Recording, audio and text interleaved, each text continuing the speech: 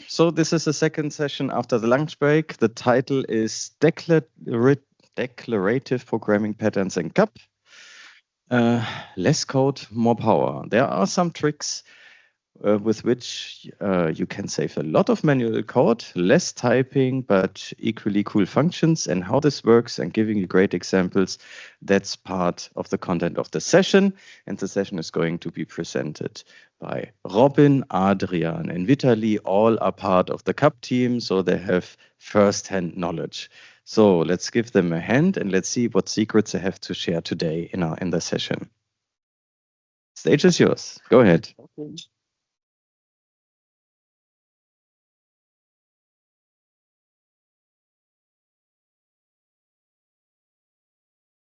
So welcome everybody. So in this session, we will give you an overview of what is new in CAP with respect to declarative programming. Some of this has already been teasered at last year's reCAP, so you might find some of the ideas familiar, but most of what we are presenting here is now GA and ready to use for everybody. So this is what you can expect in this session. First, we will talk about expressions, where you can use them in CAP, in CDS models, and so on. Then on validations, what you can do programmatically or declaratively to do input validation. Then we will talk about the big new feature, which is our add assert. And finally, we will give you an introduction to the declarative power of status transition flows. So let's start with expressions.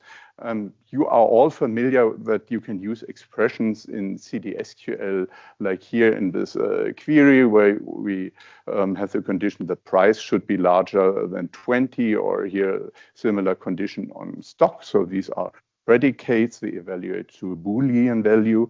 Then also we have values like title here, which is just the value of the title element, but you could also navigate to an associated entity, like in this path expression author name, or you could do more complicated things like a computation, here stock times price, or fancy Boolean expression where, like this one here, where we check whether the associated collection of books contains any book where the price is larger than 20.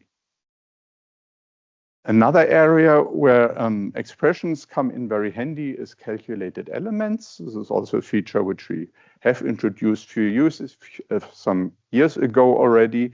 So in this expression here, we essentially compute the value of the element free seats. It's just the maximum number of seats minus the occupied number of seats.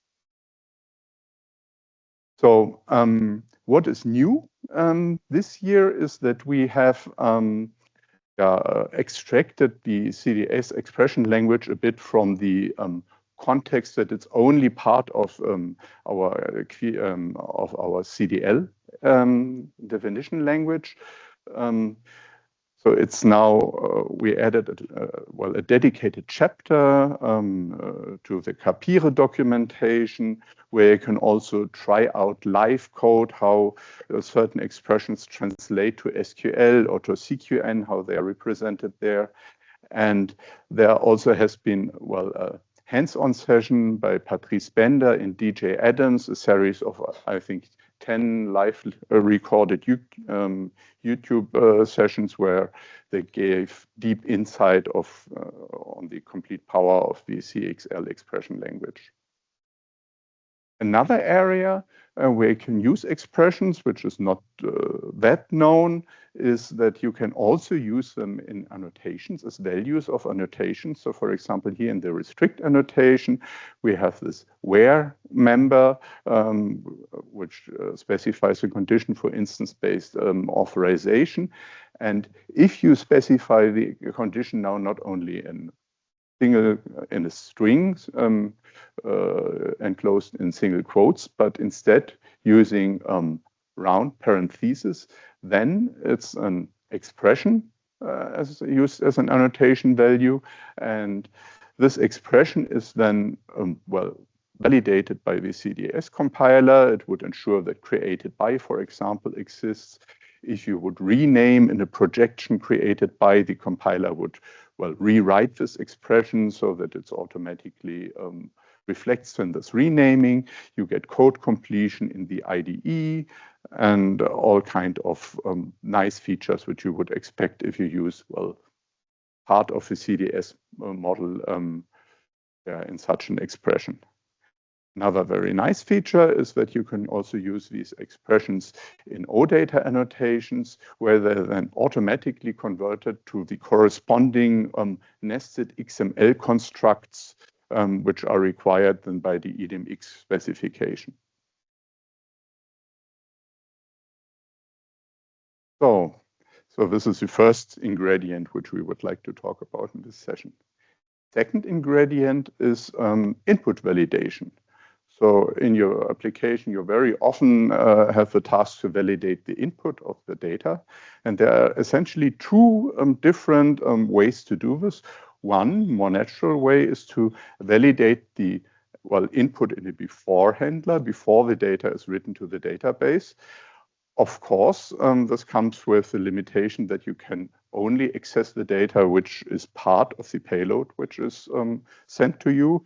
This is especially nasty if you use, Fiori Draft, because Fiori Draft sends all these tiny little patch requests whenever data in an input field is changed.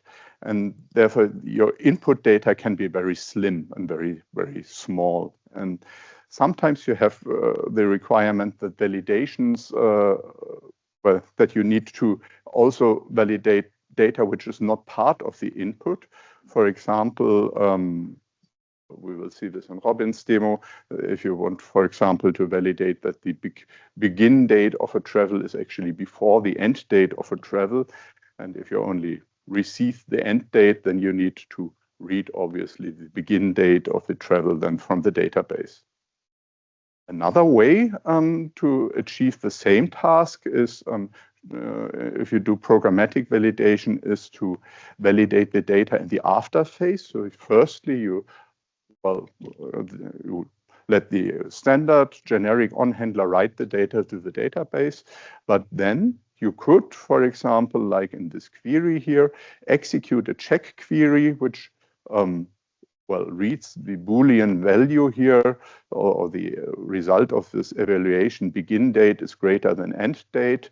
And so if you receive such an error condition, then only then you then add the corresponding error to our messages API.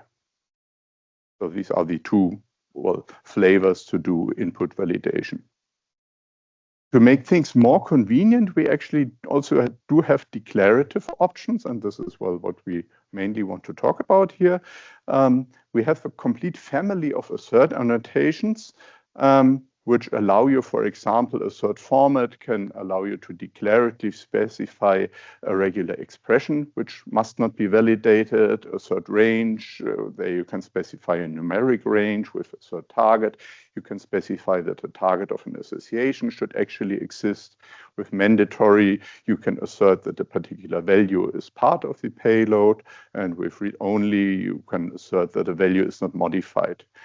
Something which is new now is that we also allow, so far we only had very generic error messages, but you can now also augment this with a .message suffix to specify your own more descriptive error message. And of course, you can also give there an index to a message bundle so that it can participate in, internationalization as with any other text and error messages.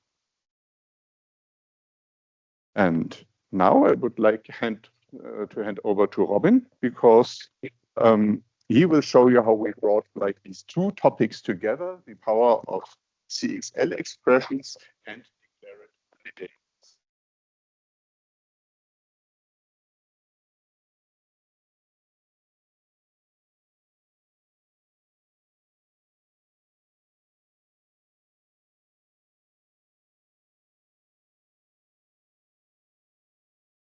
Okay, can you hear me? Yeah, sounds good. Okay.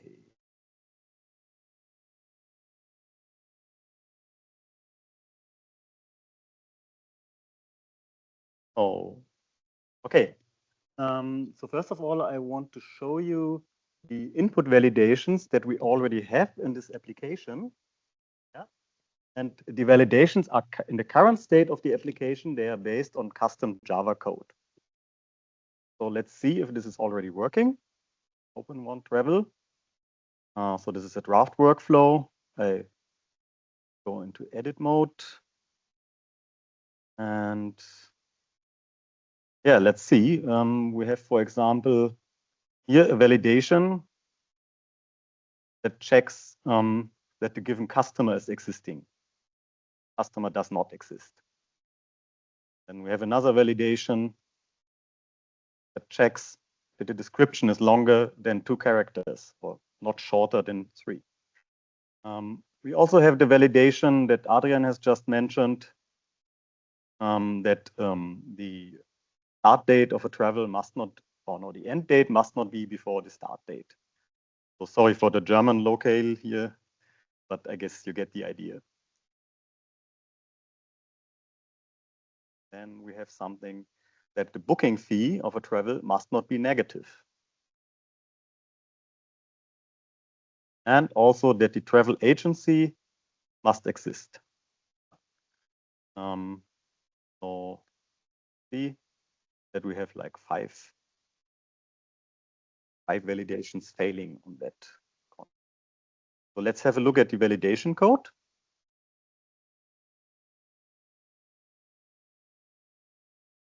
So this is my IDE with basically one custom handler for CAP Java with quite some validation code inside. So in this variant here, we have chosen the before approach that Adrian just has explained for all create, update, and draft patch events on the travel entity. In this one method here, we have basically all of the validations that I have just shown on the UI. So for example, here, the description is too short. Now I will be incrementally removing Java code from this method and replace this code with declarative code in CDS. Okay, well, so let's start. Now I have removed the first validation for the description. Second. So now it should be possible to enter descriptions shorter than 3 because no validation code. Let's hop back to the application. Now we are in CDS. And here we have a dedicated CDS file for constraints or validations on travel. This statement here, we say annotate the travels with the following. Now I uncomment this code. Yeah, I can also quickly show something like auto completion. Adrian has just mentioned. So this is pretty convenient here to use for the description, right?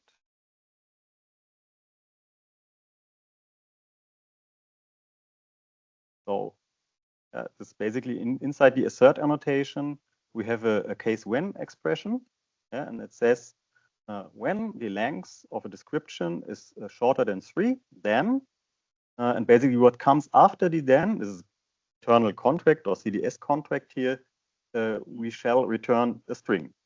And the return string is the error message that we want to see on the UI. So let's switch back to the UI. Code as crossed. Okay, cool. We get an error message again, and it says description is short. So this was a relatively easy case. Let's look for another one. this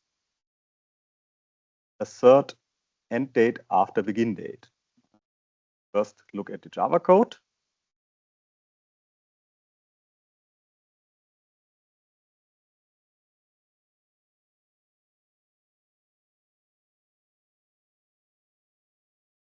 Okay, so this is even a bit, wow, more code here. Yeah, it starts here in line 93. Because as mentioned, or mentioned by Adrian, yeah, normally or in most of the cases, you don't have both dates in the request. So we are in the before phase, we only have what is in the request. And if you want to compare end date with begin date, you need to query the database. This is what we are doing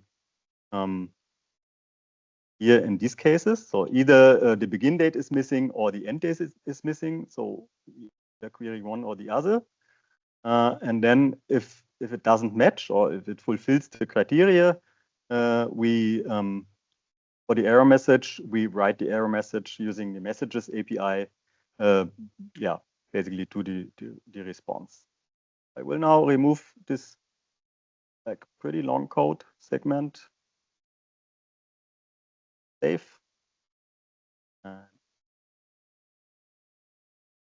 Rebuild.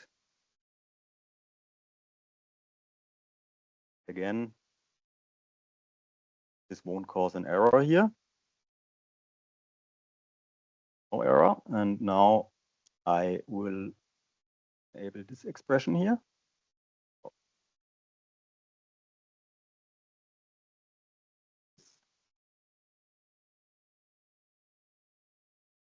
What we have here, it's basically saying when end date is smaller than begin date, then error, and basically the message key here. And one special thing is that we don't only want to like mark the one field as an error where that we have entered, but both fields, begin and end date. These two parameters here. Yeah, and now let's switch back to UI.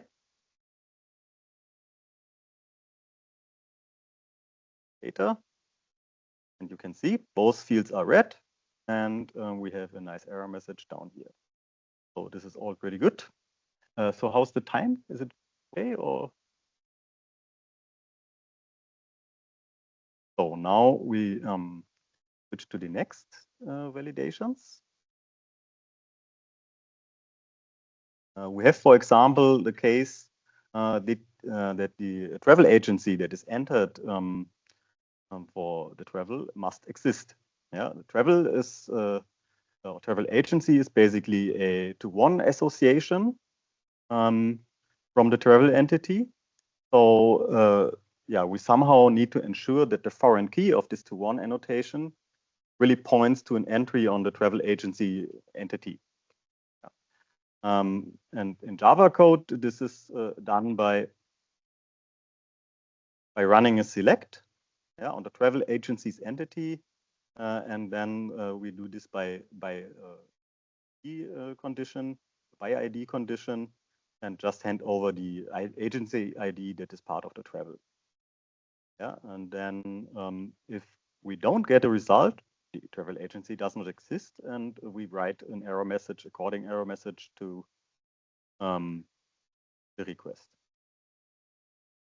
I will now remove this.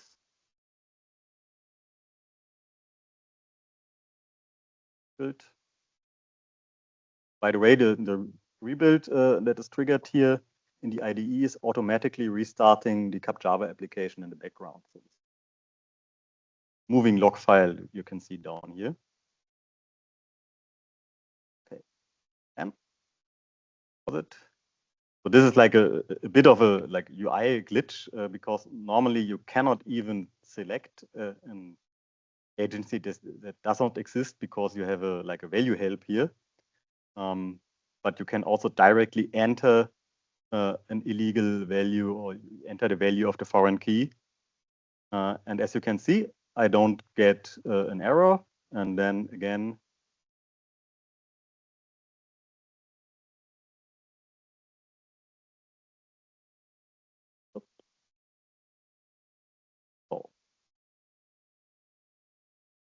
Now the application is restarted.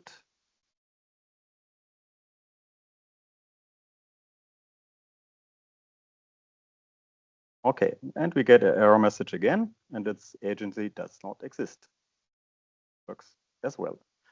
So, as this is a bit time consuming to step to the UI every time, we also have a nice automated test case for that. We can run it, and fingers crossed, it should be green. Yeah, this looks good. So now we can break the application and validate it with tests, which is nice. The next case that we want to replace is like this code block here. It's a little bit more than the case with the agencies, because we also want to ensure that there is an entry for a customer. Yeah, so the end customer is mandatory in this case.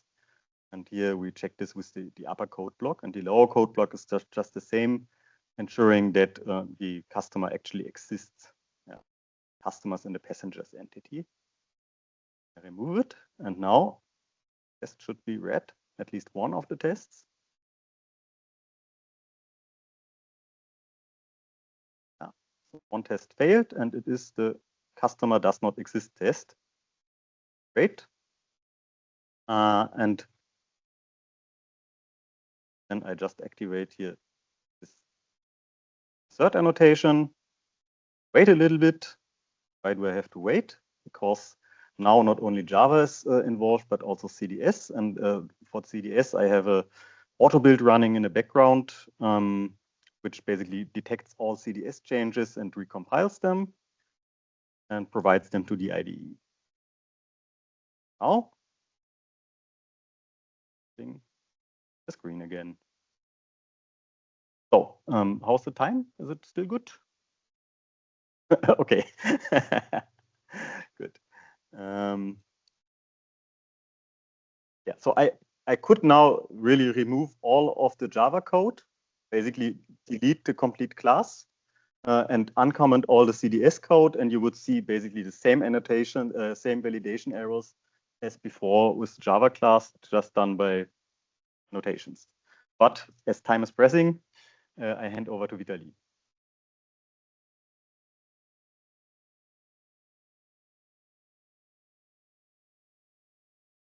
Yeah, sorry, Adrian.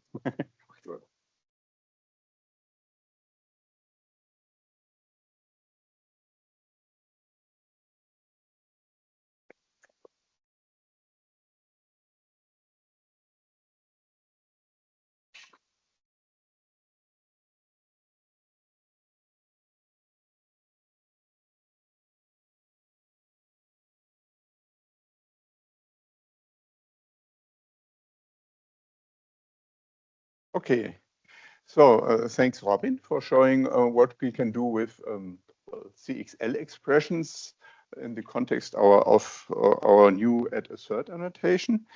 Now we want to have a look at a slightly different topic, namely it's what you can do declaratively in the context of status transition flows. So what are we referring to when we talk about status transition flows? It's actually something very simple. If you look at this sketchy, tiny UML state diagram here. So we have three states: the open state, the accepted, and the rejected state. There is a valid state transition from open to accepted, and also a valid state transition from open to rejected.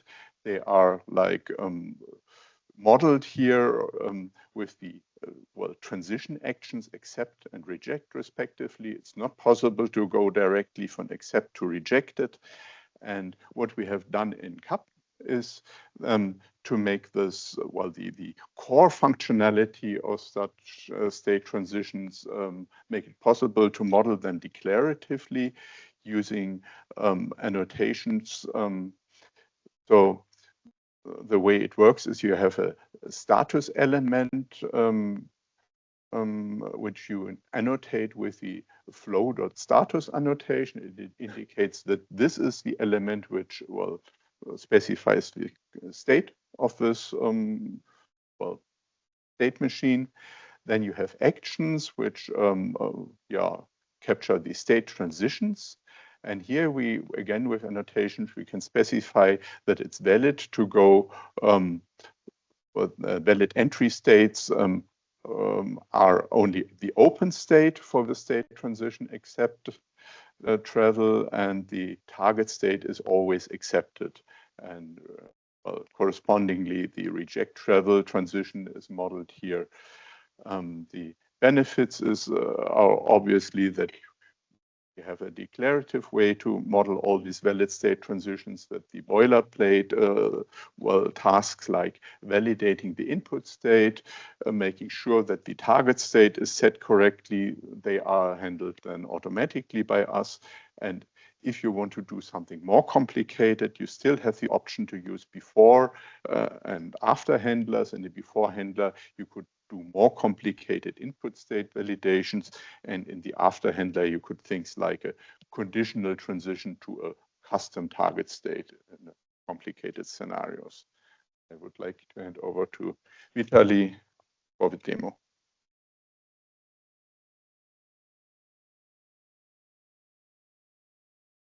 Yes, this was a short theory behind the flow transitions. And now it's time for a small demo.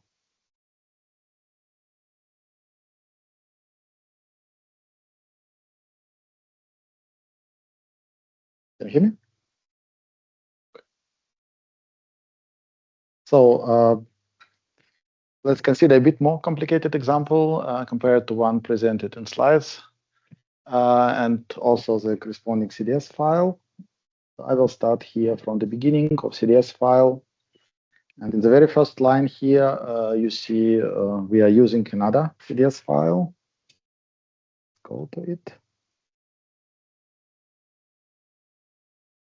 And already here, the status field is declared to be a status field.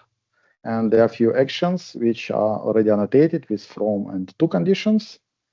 And in our derived file, we add 3 more actions and do a number of additional flow from to annotations. And those additional annotations, they can work in 3 different ways. They can either just take over the annotations from the base file, they can extend it, or they can override them with a new value. And this is basically how I would build a complex flow system, starting with a simple base transition system and then extending or overriding some of the elements until I reach the complexity which I need.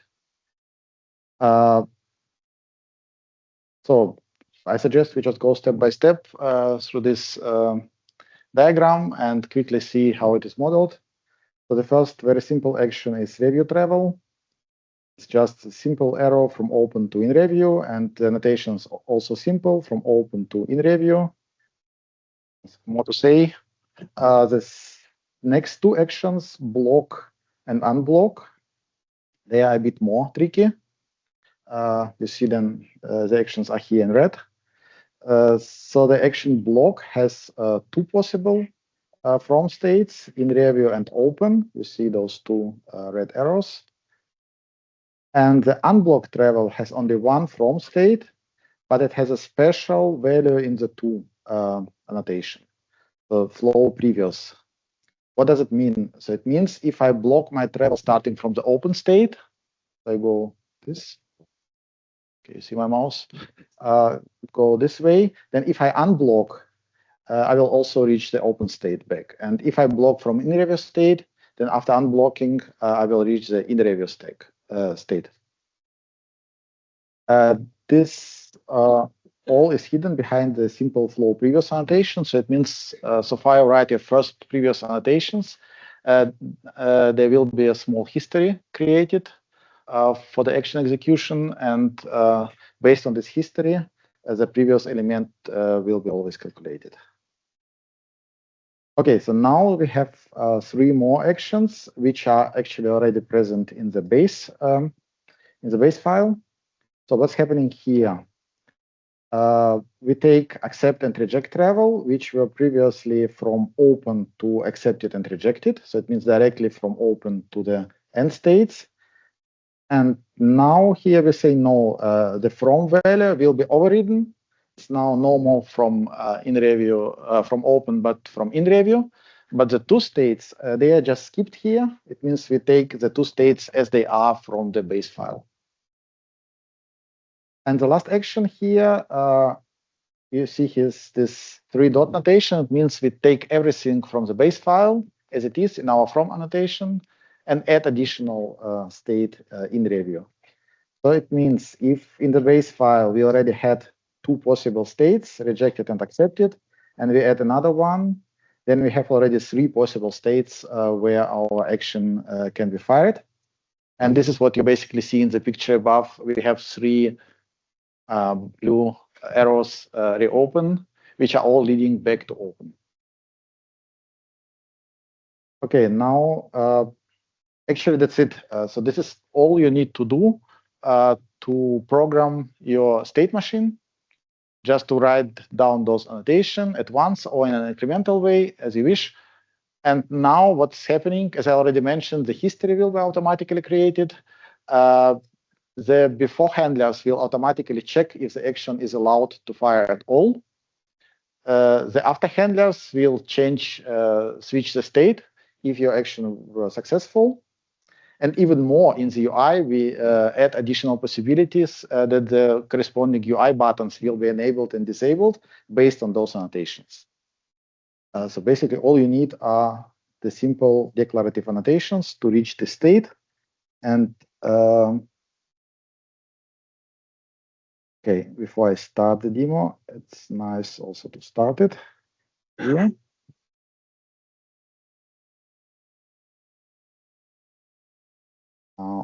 Now it should run.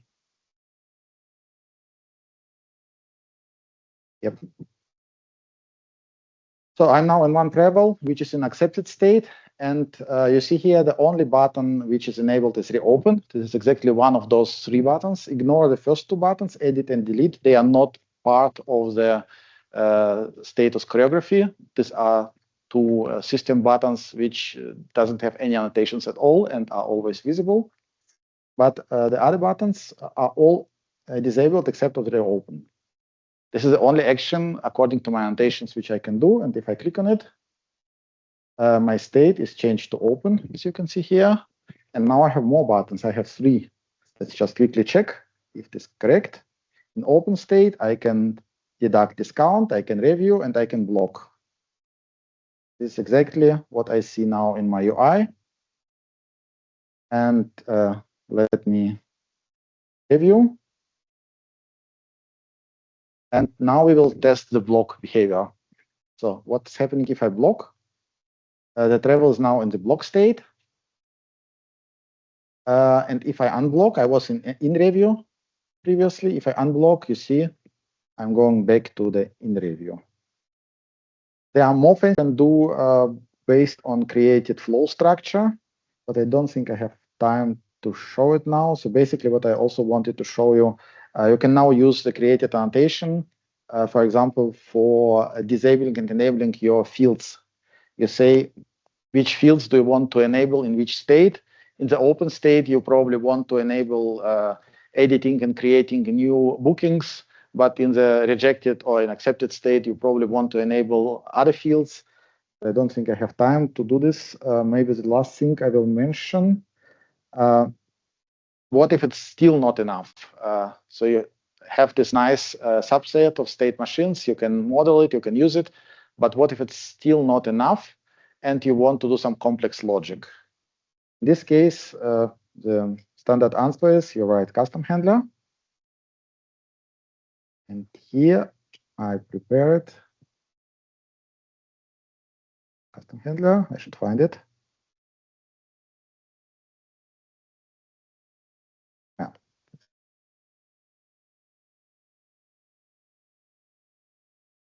So what's happening here? I take the reject travel and say I need some complex condition. In this case, I want to check if the user is admin. and is the travel expensive or not? So I have here some abstract condition.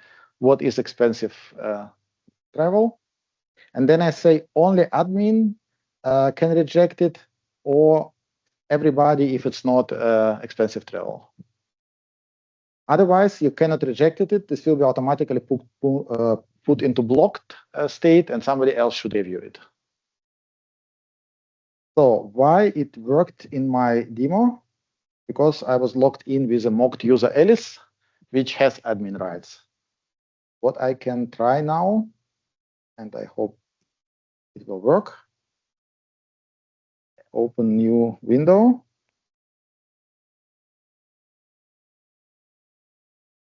And say, I am not the mocked user Alice anymore. I am now the another mocked user Bob. And it looks exactly the same.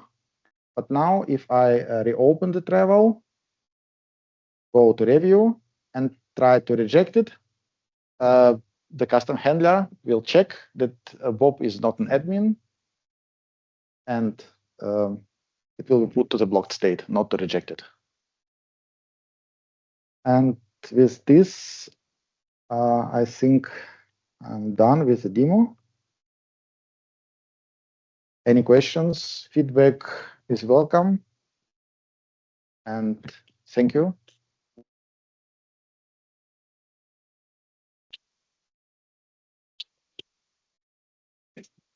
Okay, thank you guys for showing all this. So do we have any questions in the room?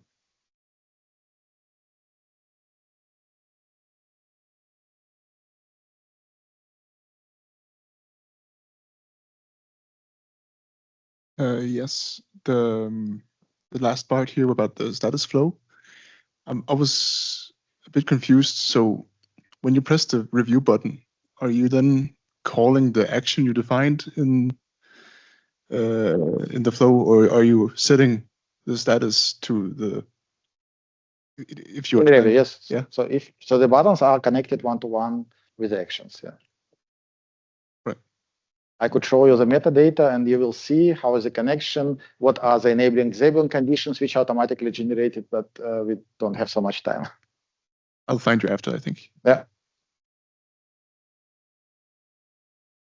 So, Okay. So I particularly like the flow previous part, but where is this history kept?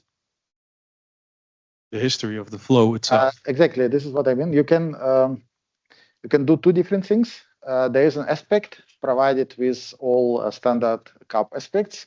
So you can use it manually and add it to your entity as a manual aspect. Or in Node.js, which I demoed, we have another option. You just write the previous as to annotation, and this history will be automatically added. I'm not sure if it runs like this in Java, but at least in Node.js, this aspect will be added automatically. But anyway, you can also add it manually. All right, thanks. So subcommon aspects, you'll find it. okay, still plenty of time for questions.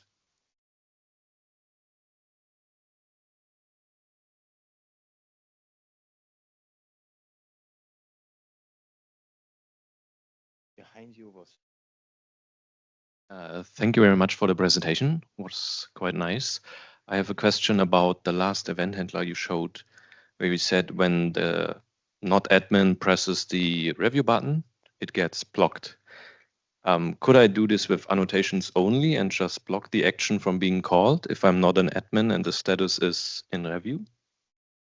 Basically, I think if I understand the question, you can do everything you want in your custom handler. So you can replace. But I don't want to do it in a custom handler. So currently we don't have a declarative way to express this. I mean, but couldn't we use? The question is whether you can also like specify some expression which allows to indicate the. Basically, a restrict annotation on the action that is putting it into review, where I restrict non-admins from processing it. But it's not about restricting. It's about the behavior in the status diagram. So the behavior is changed. The declarative way says me if I click here on reject, then the from status in review will be changed to the status rejected, but I always can override it in my custom handler. So it's not about restricting, it's about changing the behavior. Okay. All right. Thank you. I have a very simple question. You took some Java handler code and basically you had a message that said like if date here and date there, and you then moved it over to the CDS. Within the CDS, you had the ability to use field control to say these targets these fields. Was there also the ability to have parameters in there to say, you know, this value, this value? So you had the two dates.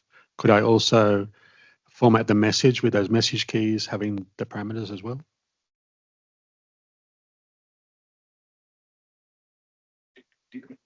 Like parameters for the message. So in the example Robin has shown, and which is also used, available in our Xtravel sample application, we are using an error function to provide the the error message which is displayed. This error function as such is not GA, but it takes parameter values. So you can specify a list of message targets and also parameter values, but it's still like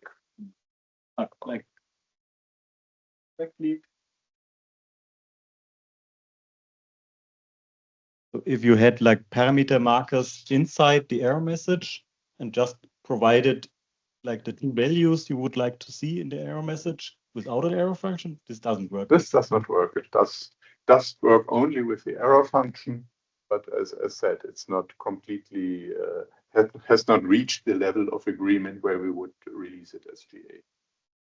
Thank you. Okay, we would have time for an additional question.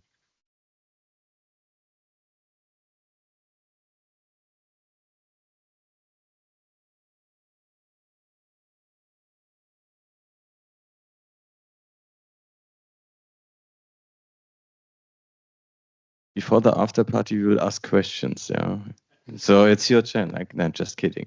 Okay, if there are not questions anymore, thank you for your attention. Thank for the speakers to show us the cool stuff, and see you soon.